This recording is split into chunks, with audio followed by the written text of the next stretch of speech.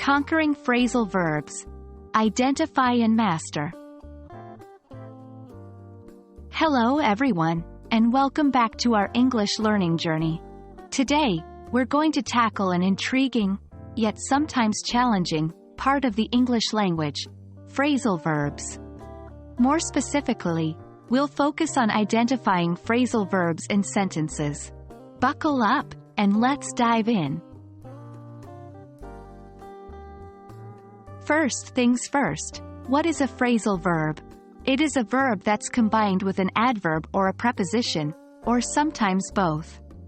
These combinations create a new meaning, often quite different from the original verb. A couple of common examples are give up, meaning to quit, and turn on, to activate or start something.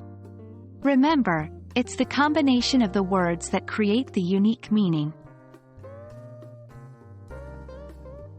Now, onto the meat of our topic, identifying phrasal verbs. It might sound tricky, but with practice, it gets easier. Here are a few tips. 1. Look for sentences with a verb followed by a preposition or an adverb. 2. The context is key. If the meaning of the sentence doesn't make sense with the literal meaning of the verb, it's likely a phrasal verb. 3. Phrasal verbs often have idiomatic meanings. That is, their meaning isn't obvious from the individual words. Let's look at an example sentence. She turned down the job offer. In this sentence, turned down is a phrasal verb. If you try to interpret the words individually, the sentence won't make sense. Instead, the phrase turned down means she rejected or declined the job offer.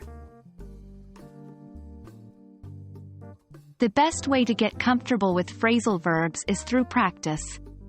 Here are a few sentences for you to try. 1. I need to look up the address. 2. She came across an old diary in the attic. 3. He's trying to cut down on sugar. 4. We need to stand up for our rights.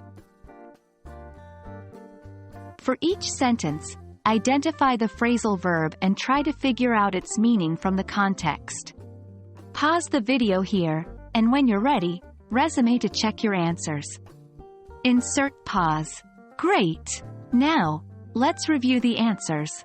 1. Look up, search for information. 2. Come across, find by chance. 3. Cut down on, reduce in amount or degree. 4. Stand up for, defend or support. That's it for today's video on identifying phrasal verbs in sentences. Remember, practice makes perfect. The more you read and write in English, the more comfortable you'll become with phrasal verbs.